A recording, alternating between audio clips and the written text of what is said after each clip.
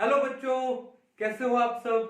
तो आज हम लोग डिस्कस करने वाले हैं कुछ एक कंडीशंस के बारे में to find the most stable resonating structures.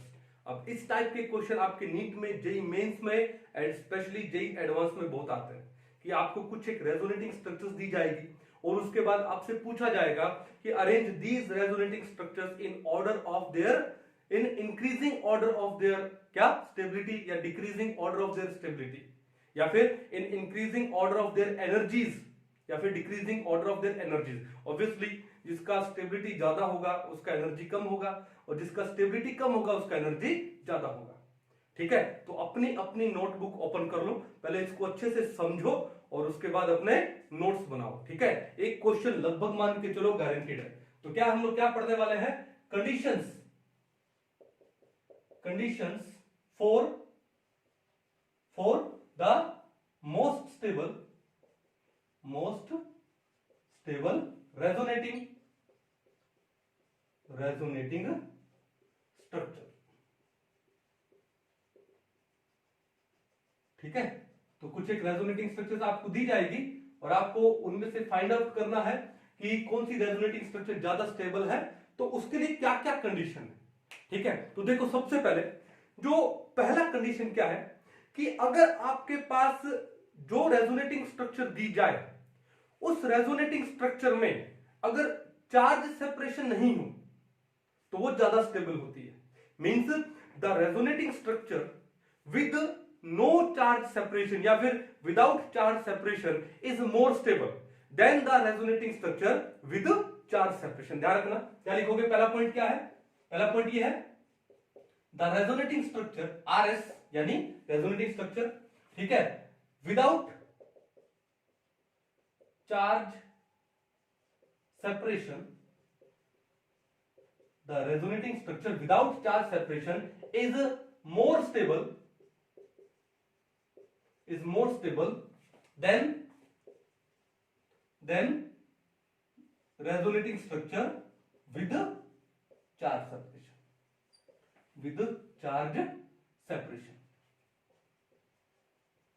ठीक है, चलो जैसे एक एग्जांपल लेके देखते हैं हम लोग। ठीक, हम एग्जांपल लेते हैं किसका? एक्रोलीन का एग्जांपल ले लेते हैं। जैसे क्या है?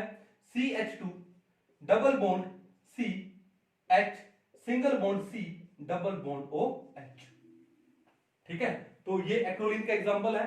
अब यहां पर देखा कि कोई भी चार्ज नहीं है, कोई भी चार्ज सेपरेशन नहीं है। जब हम इसका रेजोनेटिंग स्ट्रक्चर बनाएं, ठीक है, तो क्या होगा? देखो ध्यान से, ऑक्सीजन के पास कितने लोन पेयर है? 2। तो ये पाई इलेक्ट्रॉन ये यहां से यहां मूव करेंगे, तो फिर ये पाई इलेक्ट्रॉन यहां से यहां पे मूव करेंगे। तो रेजोनेटिंग स्ट्रक्चर क्या बनेगा? CH2 और इस कार्बन के ऊपर कौन सा चार्ज आ जाएगा? Positive charge. फिर ये डबल बॉन्ड किस में कन्वर्ट हो गया? सिंगल बॉन्ड में। ये क्या है? CH। नाउ सिंगल बॉन्ड अब किस में कन्वर्ट हो गया? डबल बॉन्ड में। देन C के साथ में क्या है? हाइड्रोजन है। और ये डबल बॉन्ड था जो ऑक्सीजन के साथ, अब ये पाई इलेक्ट्रॉन्स कहां पर शिफ्ट हो गए? ऑक्सीजन के पास। डबल बॉन्ड क्या बन गया? Single bond. O के ऊपर अब पहले 2 लोन पेयर थे, अब कितने लोन पेयर हो जाएंगे? 3। क्यों? 2 पाई इलेक्ट्रॉन्स अब लोन पेयर में कन्वर्ट हो गए। ठीक है, चार्ज कौन सा आ गया? नेगेटिव। तो these two are the resonating structures. अब बात यह है कि इस स्ट्रक्चर में there is no charge separation, कोई चार्ज सेपरेशन नहीं है, कहीं पे पॉजिटिव नेगेटिव नहीं है, बट इस स्ट्रक्चर में चार्ज सेपरेशन है। ठीक है, तो अगर इन दोनों रेजोनेटिंग स्ट्रक्चर में मेरे को चूज करना हो द मोस्ट स्टेबल वन, मान लो ये नंबर 1 है, ये नंबर 2 है, तो अगर मेरे को इनमें स्टेबिलिटी का ऑर्डर देखना हो, स्टेबिलिटी, तो क्या देखेंगे हम लोग? 1 is more stable then 2, 1 is more than 2। ये पिक्चर समझ आ रही है? तो सबसे पहली condition to find the most resonating structures वो है कि जिस रेजोनेटिंग स्ट्रक्चर में कोई चार्ज सेपरेशन नहीं होता वो ज्यादा स्टेबल होती है देन दैट रेजोनेटिंग स्ट्रक्चर जिसमें चार्ज सेपरेशन होता है। क्लियर है? तो पहला पॉइंट है, अच्छे से नोट डाउन कर लो। अब आते हैं दूसरे पॉइंट पे। दूसरा पॉइंट ये है, अगर किसी रेजोनेटिंग स्ट्रक्चर में ज्यादा नंबर ऑफ पाई बॉन्ड्स है, ज्यादा नंबर ऑफ क्या है? पाई बॉन्ड है तो वो रेजोनेटिंग स्ट्रक्चर क्या होगी, ज्यादा स्टेबल होगी। इसका रीजन क्या है कि ज्यादा नंबर ऑफ पाई बॉन्ड होने से कॉन्जुगेशन भी क्या हो जाएगी, ज्यादा, एक्सटेंट ऑफ कॉन्जुगेशन ज्यादा हो जाता है और उससे क्या आ जाती है, स्टेबिलिटी। तो क्या लिखोगे, ठीक है, if any structure, if any resonating structure with greater number of pi bonds, ठीक है, तो क्या लिखोगे, high number of pi bonds. अगर किसी रेजोनेटिंग स्ट्रक्चर में नंबर ऑफ पाई बॉन्ड्स ज्यादा है तो उसका स्टेबिलिटी भी ज्यादा आ जाता है। तो मैं डायरेक्ट क्या लिख दूं, डायरेक्ट मैं ये लिख दूं कि देखो क्या लिखे,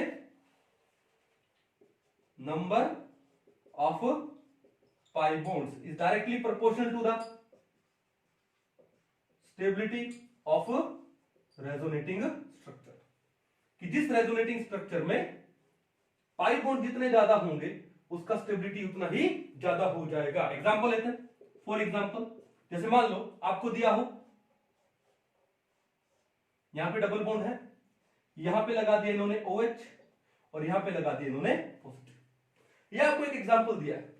अब पहले तो बताओ यहां पर कितने डबल बॉन्ड आपको दिखाई दे रहे हैं, आपको सिर्फ एक ही डबल बॉन्ड दिखाई दे रहा है, ठीक है।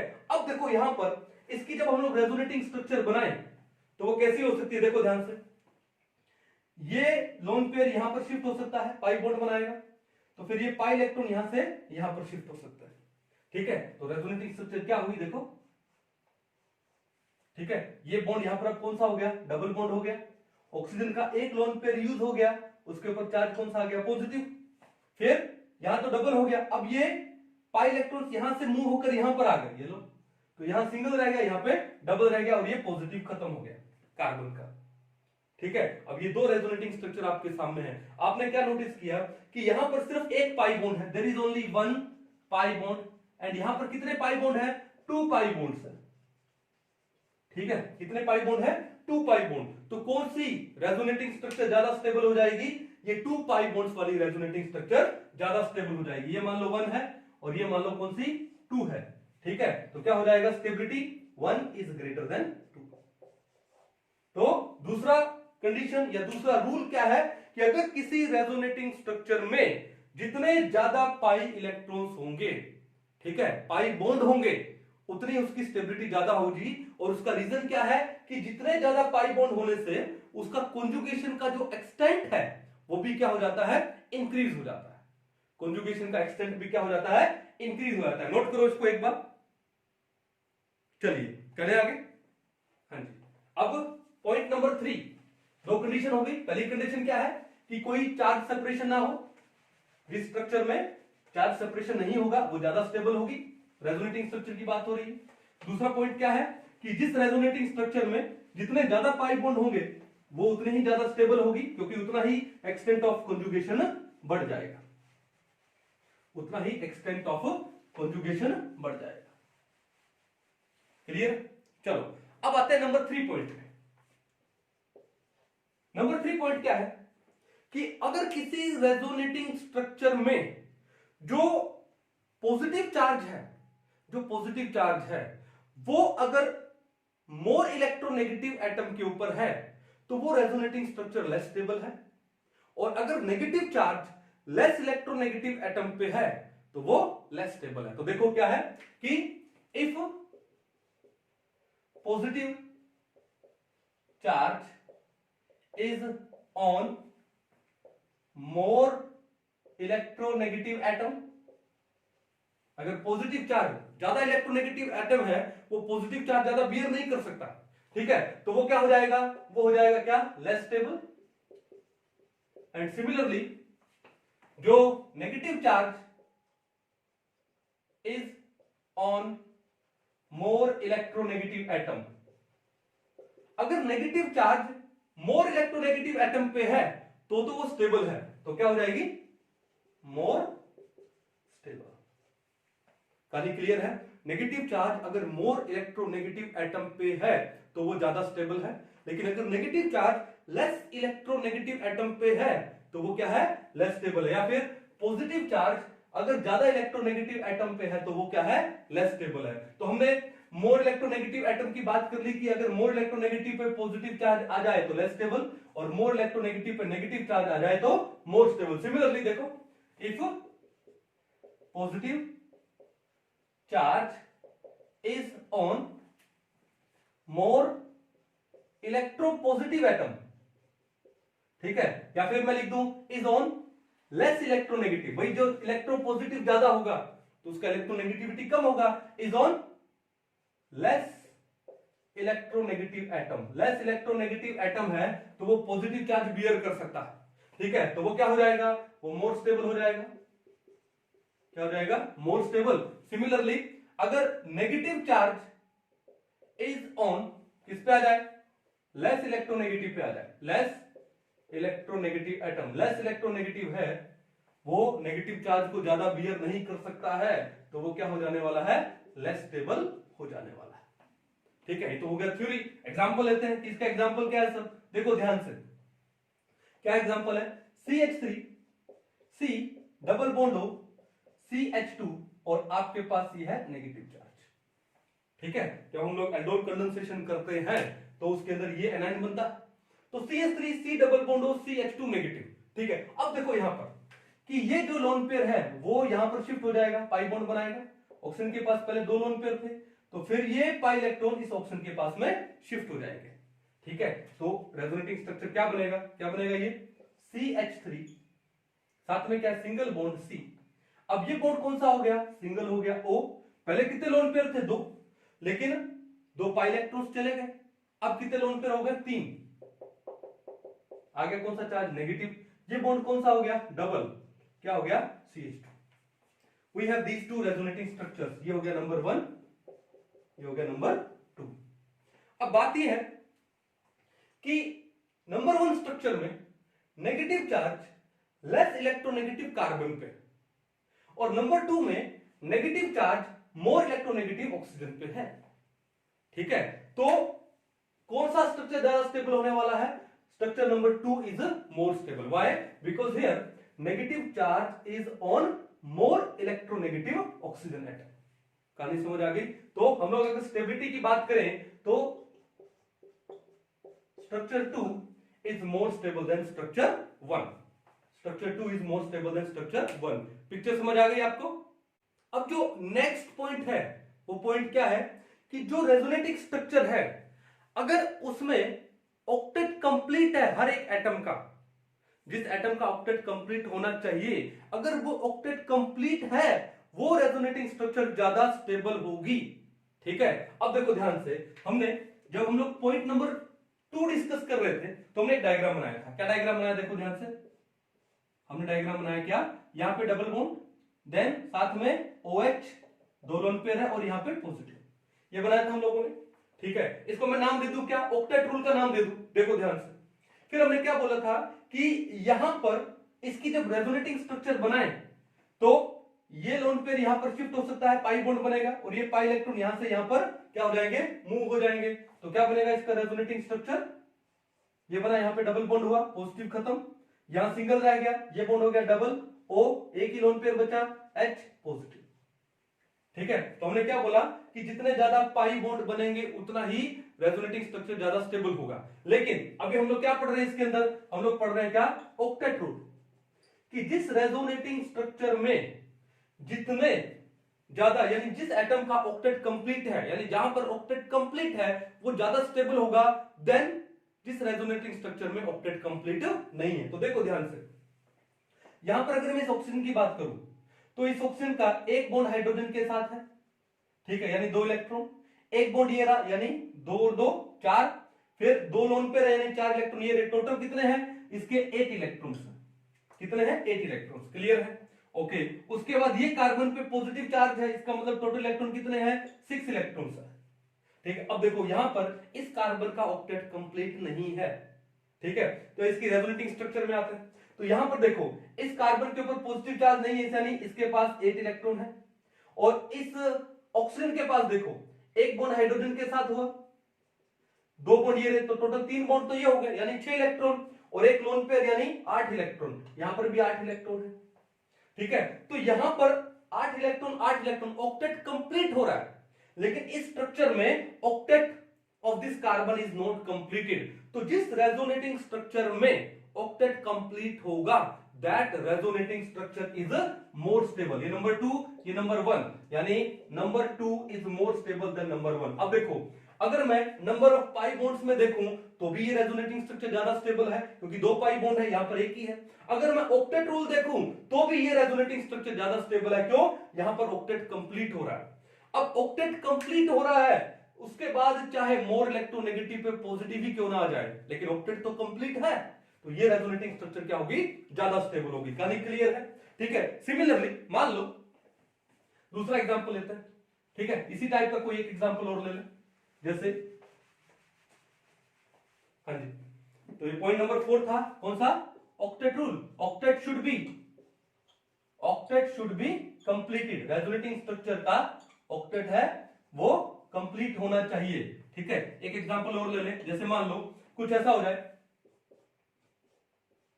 ठीक है, यहां डबल बॉन्ड दे दिया, यहां पर मान लो इन्होंने क्या दे दिया? NH2 दे दिया, ठीक है, ओके, और यहां पे क्या कर दिया इन्होंने? पॉजिटिव, यानी लगभग वही स्ट्रक्चर आ गया। OH को हटा के हमने NH2 कर दिया, ठीक है। तो क्या करने वाले हम लोग यहां पर देखो, इस नाइट्रोजन का 2 बॉन्ड हाइड्रोजन से, 1 बॉन्ड इस कार्बन से, तो 3 बॉन्ड तो हो गए सिंगल, यानी 6 इलेक्ट्रॉन, और एक लोन पेयर है, तो यहां पर 8 इलेक्ट्रॉन हो गए, 8 इलेक्ट्रॉन सिस्टम हो गया ये। लेकिन यहां पर इस कार्बन पे पॉजिटिव है, यानी ये 6 इलेक्ट्रॉन सिस्टम है। 2 बॉन्ड तो 2 कार्बन से है, और एक हाइड्रोजन जो कि हमने शो नहीं किया हुआ, ठीक है, तो 6 इलेक्ट्रॉन, तो यहां पर ऑक्टेट कंप्लीट नहीं है, ठीक है। लेकिन जब इसका रेजोनेटिंग स्ट्रक्चर बनाए, मान लो ये लोन पेयर यहां पर शिफ्ट हो गया, और ये पाई इलेक्ट्रॉन्स यहां पर शिफ्ट हुए, तो रेजोनेटिंग स्ट्रक्चर क्या बनी इसकी रेजोनेटिंग स्ट्रक्चर बनी यहां पर डबल बॉन्ड NH2 पॉजिटिव, उसके बाद ये बॉन्ड सिंगल हुआ, ये बॉन्ड हो गया डबल, पॉजिटिव, खत्म। पहली बात तो 1 पाई बॉन्ड है, यहां पे 2 पाई बॉन्ड है, तो ज्यादा स्टेबल होगा। दूसरी बात, अब देखो ये कार्बन पे 1 2 3 और 1 हाइड्रोजन, तो टोटल 4 बॉन्ड है, यानी 8 इलेक्ट्रॉन सिस्टम हो गया। यहां पर इस नाइट्रोजन के पास 2 तो हाइड्रोजन के साथ बॉन्ड है और 1 डबल बॉन्ड है, यानी टोटल 4 बॉन्ड है, तो इसका भी 8 इलेक्ट्रॉन सिस्टम है। तो यहां पर इस सेकंड स्ट्रक्चर में तो ऑक्टेट कंप्लीट हो रहा है, ठीक है, ऑक्टेट कंप्लीट है, तो इसका मतलब this second structure it is more stable then first one. कहानी समझ आ गई? तो फोर्थ रूल क्या है कि ऑक्टेट कंप्लीट होना चाहिए, ठीक है, उससे चाहे आपके मोर इलेक्ट्रोनेगेटिव पे पॉजिटिव ही क्यों ना आ जाए, वो चलेगा, बट ऑक्टेट कंप्लीट होना चाहिए, ठीक है। तो वो स्ट्रक्चर, रेजोनेटिंग स्ट्रक्चर क्या होगी? ज्यादा स्टेबल होगी। क्लियर है? कोई दिक्कत नहीं है। चलो, तो कितने पॉइंट हुए हमारे पास? टोटल हुए 4 पॉइंट। ये पॉइंट किसका था? मोर इलेक्ट्रोनेगेटिव एटम का था।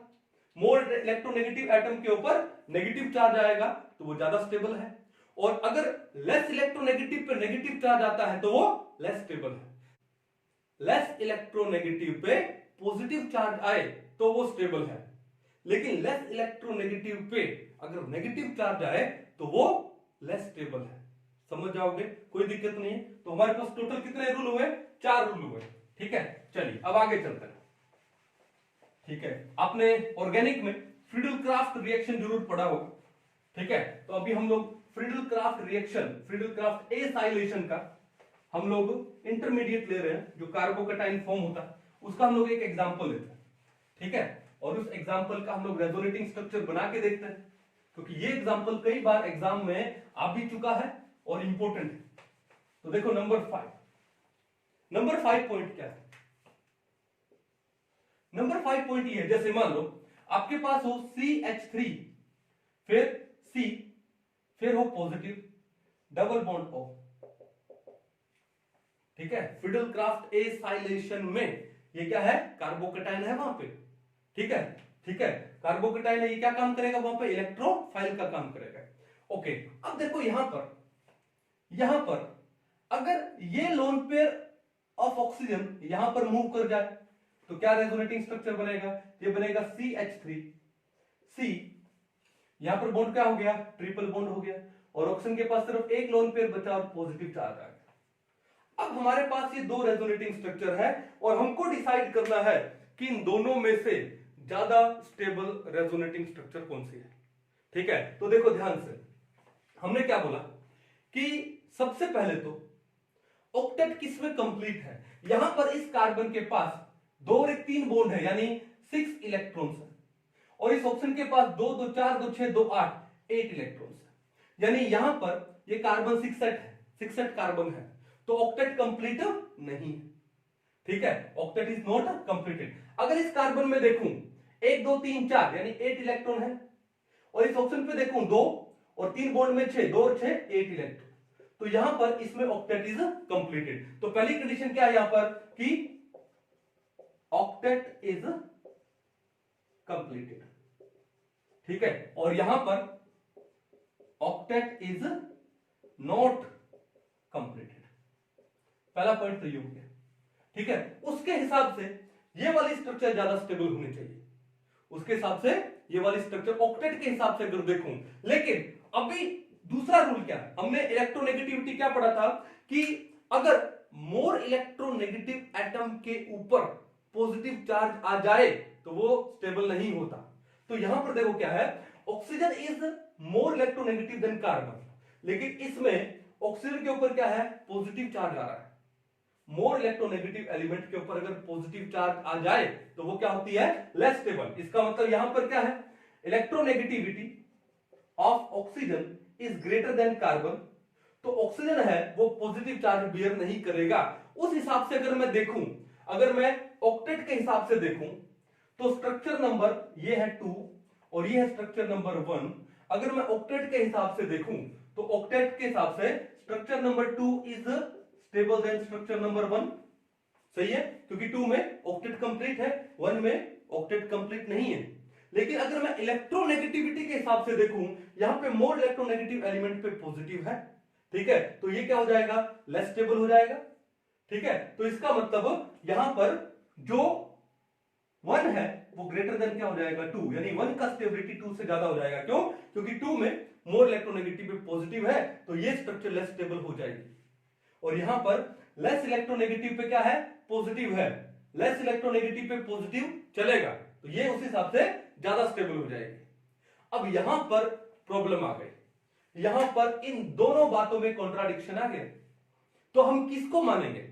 तो अगर मान लो कि दो रूल में कॉन्ट्राडिक्शन आ जाए, अगर ऑक्टेट रूल में या और इलेक्ट्रोनेगेटिविटी वाले रूल में कॉन्ट्राडिक्शन आ जाए, तो हम लोग सबसे पहले किसको मानेंगे, हम लोग मानेंगे ऑक्टेट रूल को। तो हम लोग क्या लिखेंगे कि जो ऑक्टेट रूल है इसको ज्यादा प्रायोरिटी देंगे, किससे, इलेक्ट्रोनेगेटिविटी रूल से ज्यादा प्रायोरिटी हम लोग देने वाले हैं, ठीक है। क्यों, जैसे मैं आपको एक सिंपल सा एग्जांपल देता हूं कि मान लो कि आपके घर में लड़ाई हो गई, जैसे कई बार होता है ना, हस्बैंड वाइफ में लड़ाई हो जाती है, भाई बहन में लड़ाई हो जाती है, भाई भाई में लड़ाई हो जाती है, ठीक है। तो लड़ाई होगी तो क्या होगा, एक को लगेगी, हो सकता है दूसरे को भी लगे, ठीक है ना, ओके। तो कहते हैं कि लड़ाई चलेगी, कोई दिक्कत नहीं है, लेकिन कई बार आपने देखा ना कि लड़ाई हो जाती है तो हमारा सारा गुस्सा खाने के ऊपर निकल आता, ठीक है। तो कुछ लोग 1 दिन 2 दिन खाना नहीं खाते, अरे उस लड़ाई का उस खाने से क्या लेना देना। अगर आप खाना खाओगे, अगर आपका पेट भरा रहेगा, अरे तभी तो आप लड़ने के लिए लायक हो पाओगे ना। तो कहने का मतलब है आप लड़ो कितना ही, अगर आप पावरफुल हो, पावरफुल का मतलब मोर इलेक्ट्रोनेगेटिव, अगर आपको पावरफुल हो और लड़ाई में अगर आपको एक घूसा पड़ गया, घूसे का मतलब पॉजिटिव चार्ज, ठीक है, तो वो चलेगा। लेकिन भूखा, अगर आप पावरफुल हो और आपका पेट भूखा है, वो नहीं चलेगा। तो कहने का मतलब है कि ऑक्टेट कंप्लीट होना चाहिए। इलेक्ट्रोनेगेटिविटी रूल को बाद में देखेंगे कि इलेक्ट्रोनेगेटिव, मोर इलेक्ट्रोनेगेटिव पे पॉजिटिव चार्ज है, लेस, वो बाद में देखेंगे, बट ऑक्टेट कंप्लीट होना चाहिए। तो अगर कहीं पर कोई दो स्ट्रक्चर ऐसी आ जाए जहां पर ऑक्टेट रूल में और इलेक्ट्रोनेगेटिविटी रूल में कॉन्ट्राडिक्शन आ जाए, तो हम किसको चूज करेंगे, ऑक्टेट को चूज करेंगे। पेट भरा होना चाहिए, ऑक्टेट कंप्लीट होना चाहिए। तो अगर इस हिसाब से अगर मैं देखूं ऑक्टेट के हिसाब से, तो हमारा आंसर क्या हो जाएगा यहाँ पे, ऑप्शन ये जो स्ट्रक्चर नंबर 2 है वो ज्यादा स्टेबल हो जाएगी स्ट्रक्चर नंबर 1 से। कहानी समझ आ गई, कोई दिक्कत नहीं है। तो एक आपके सामने पॉइंट ये, इसको नोट कर लो। उसके बाद नंबर 6, नेक्स्ट पॉइंट देखो ध्यान से, मैं एक एग्जांपल लेता हूं। एग्जांपल क्या, देखो जैसे हमने लिया CH, साथ में हमने लगा दिया क्या, मान लो NH2 लोन पेयर है, इस कार्बन के ऊपर पॉजिटिव है, और यहां पर साथ में क्या लगा है, OH लगा है, साथ में क्या लगा है, OH। अब यहां पर दो टाइप की रेजोनेटिंग स्ट्रक्चर बन सकती है। कैसे बन सकती है कि ये नाइट्रोजन अपना लोन पेयर दे देगा इधर, ठीक है, तो क्या होगा देखो, तो ये हो जाएगा OH उसके बाद सिंगल बॉन्ड CH, यहां पर कौन सा बॉन्ड आएगा, डबल NH2 पॉजिटिव। ठीक है, मान लो ये आपका स्ट्रक्चर नंबर 1 है, ये आपका हो गया स्ट्रक्चर नंबर 2, दो रेजोनेटिंग स्ट्रक्चर हो गए। फिर ऐसा भी हो सकता है कि ये लोन पेयर यहां से यहां पर आए, तो आपके पास जो रेजोनेटिंग स्ट्रक्चर बनेगी वो कौन सी बनेगी, अगर ये लोन पेयर यहां से यहां रहा तो ये बन जाएगा आपके पास क्या, OH, एक ही लोन पेयर बचा, पॉजिटिव चार्ज आ गया। ठीक है, ये लोन पेयर यहां पर आया तो डबल बॉन्ड, उसके बाद CH, पॉजिटिव खत्म हो गया, सिंगल बॉन्ड NH2, और ये स्ट्रक्चर हो गया आपके पास नंबर 3।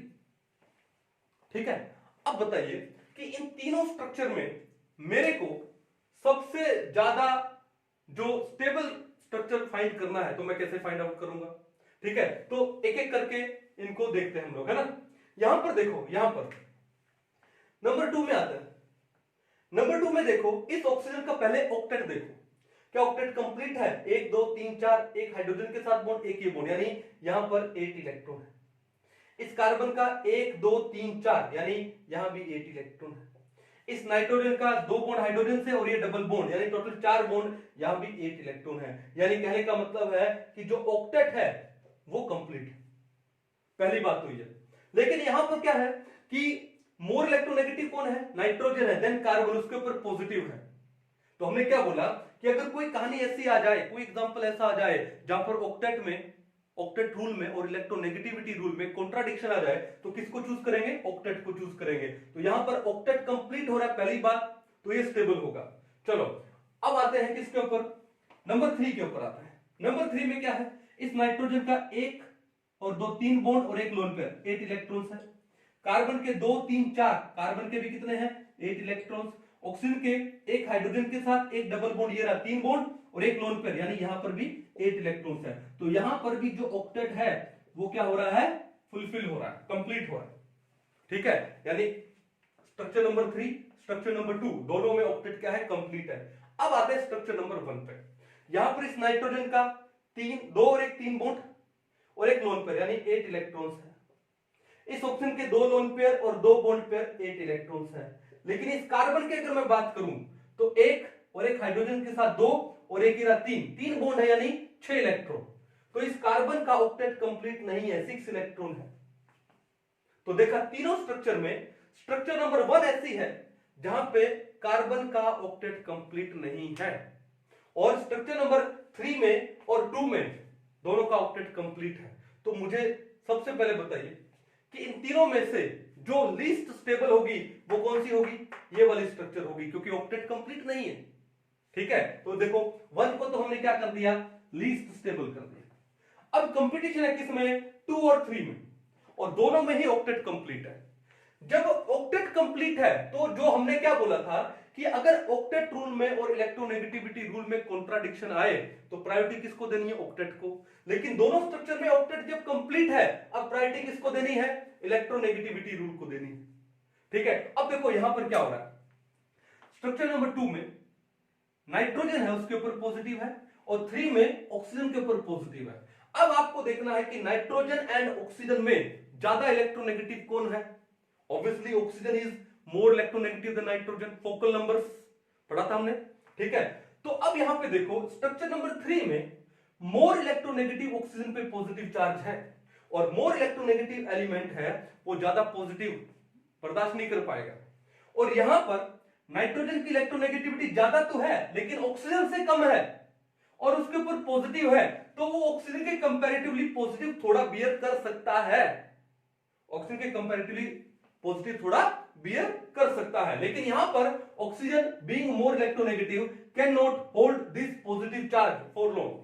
तो इन बताओ 2 और 3 में ज्यादा स्टेबल कौन सा हुआ, फिर ऑप्शन नंबर 2, जो स्ट्रक्चर नंबर 2 है वो ज्यादा स्टेबल हुई। क्यों, पॉजिटिव चार्ज है वो लेस इलेक्ट्रोनेगेटिव एलिमेंट पे, एटम पे है, तो नाइट्रोजन ऑक्सीजन से तो लेस इलेक्ट्रोनेगेटिव है ना। तो जो स्ट्रक्चर नंबर 2 है वो सबसे ज्यादा यहां पे क्या हो जाएगा, स्टेबल हो जाएगा।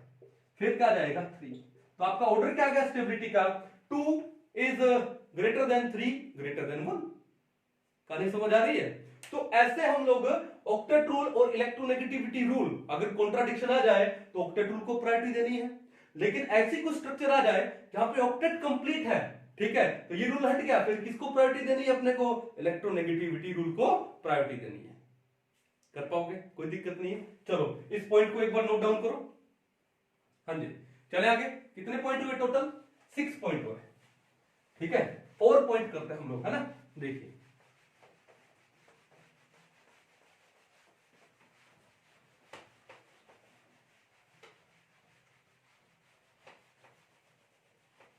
हाँ जी, अब पॉइंट नंबर 7।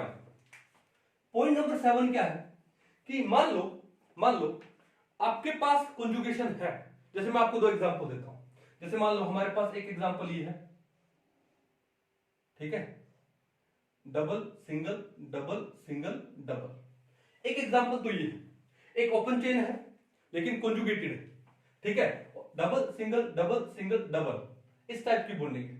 और एक हमारे पास क्या है, हमारे पास यही कॉन्जुगेशन रिंग में, जैसे बेंजीन है।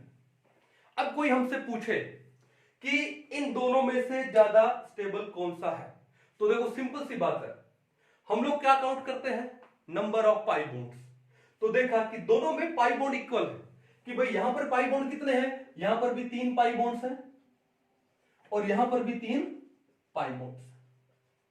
तो दोनों में नंबर ऑफ पाई बॉन्ड्स क्या है? सेम है, ठीक है।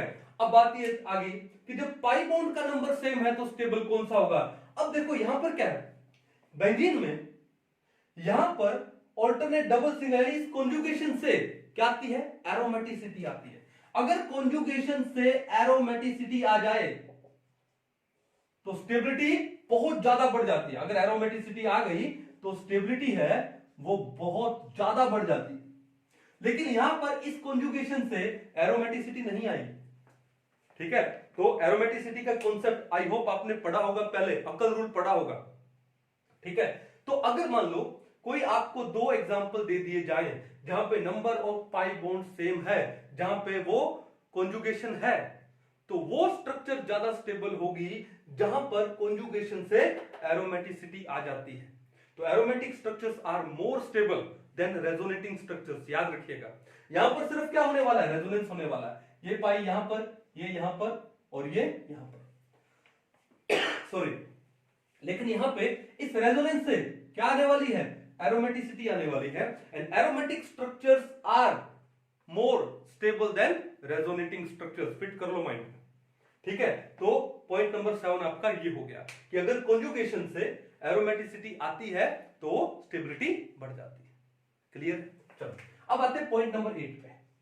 पॉइंट नंबर 8 क्या है कि मान लो आपके पास कॉन्जुगेशन, ठीक है। कैसे कॉन्जुगेशन में 2 एग्जांपल आपके सामने लिखता हूं। जैसे मान लो आपके सामने कुछ एग्जांपल ही है, कैसे,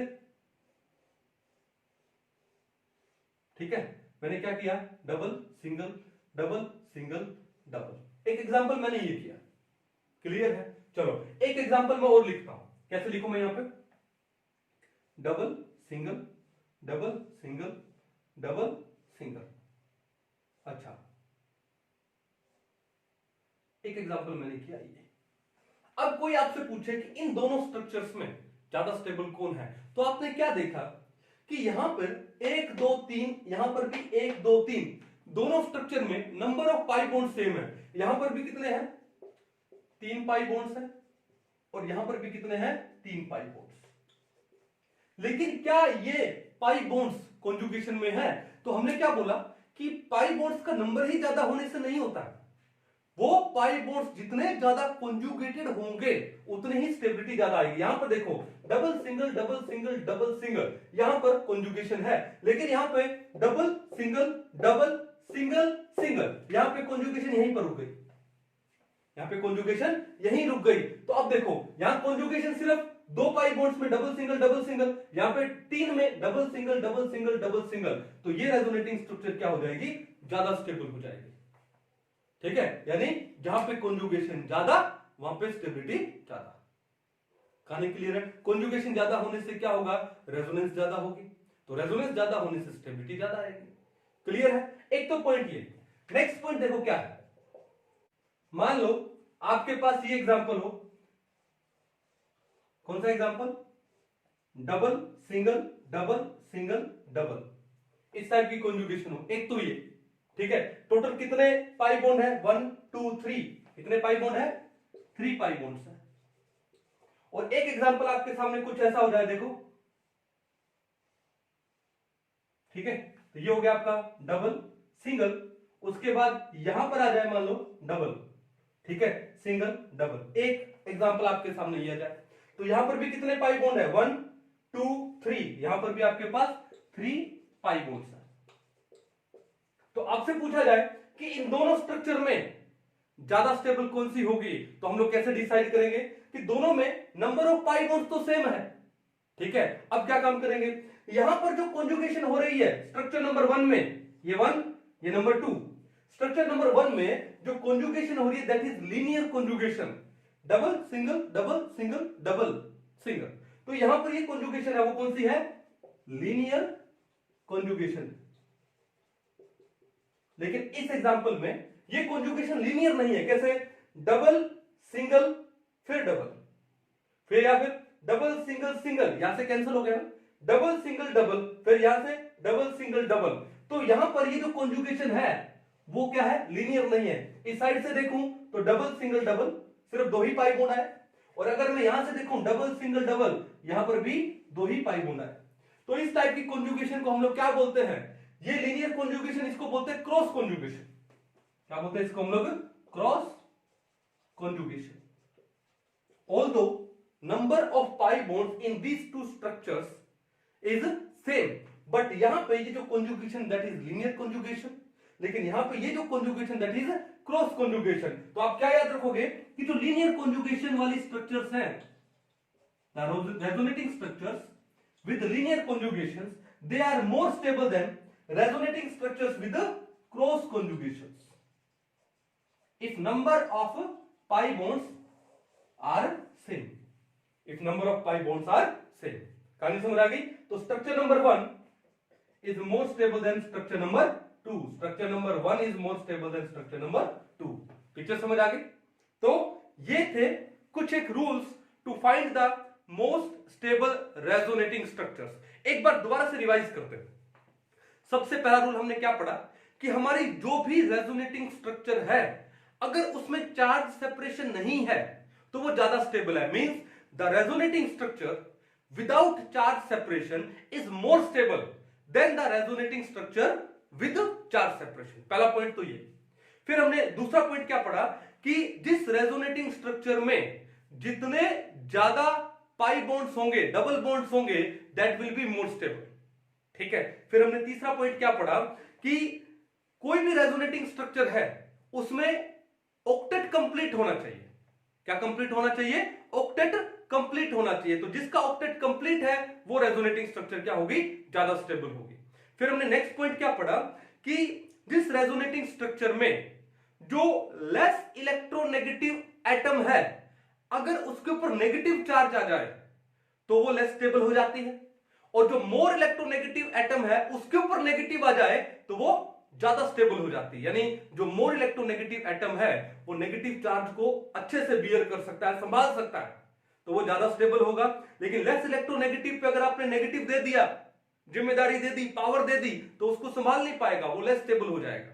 तो जिस रेजोनेटिंग स्ट्रक्चर में मोर इलेक्ट्रोनेगेटिव एटम पे नेगेटिव चार्ज है that will be more stable, और अगर लेस इलेक्ट्रोनेगेटिव पे नेगेटिव चार्ज है तो that will be less stable. कहानी समझ आ गई।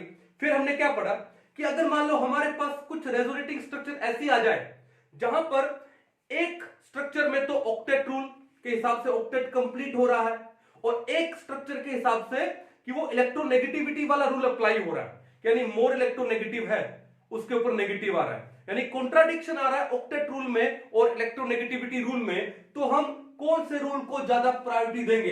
इन दैट कंडीशन जब ऑक्टेट रूल में और इलेक्ट्रोनेगेटिविटी रूल में कॉन्ट्राडिक्शन आ जाए तो हम लोग ऑक्टेट रूल को प्रायोरिटी देते हैं। भाई ऑक्टेट तो कंप्लीट होना चाहिए ना, बाकी बाद में देखेंगे। चलो फिर हमने नेक्स्ट क्या पढ़ा कि अगर मान लो कुछ रेजोनेटिंग स्ट्रक्चर में ऑक्टेट कंप्लीट है, यानी ऑक्टेट रूल है वो सेटिस्फाई हो गया, फुलफिल हो गया, अब क्या करें, अब हम लोग देखेंगे क्या, इलेक्ट्रोनेगेटिविटी रूल को। यानी दिस रेजोनेटिंग स्ट्रक्चर में ऑक्टेट कंप्लीट है, लेकिन अगर मोर इलेक्ट्रोनेगेटिव पे पॉजिटिव आ गया तो वो लेस स्टेबल हो जाएगी, और अगर लेस इलेक्ट्रोनेगेटिव पे पॉजिटिव आ गया तो चलेगा, वो स्टेबल हो जाएगी। ठीक है ना। चलो फिर हमने क्या पढ़ा कि अगर मान लो कि हमारे पास कॉन्जुगेशन सिस्टम है, जैसे मान लो इस एग्जांपल में कॉन्जुगेशन है, कितने हैं, 3 पाई बॉन्ड है, कॉन्जुगेटेड है, ठीक है, double single double single double single, ठीक है, ओके।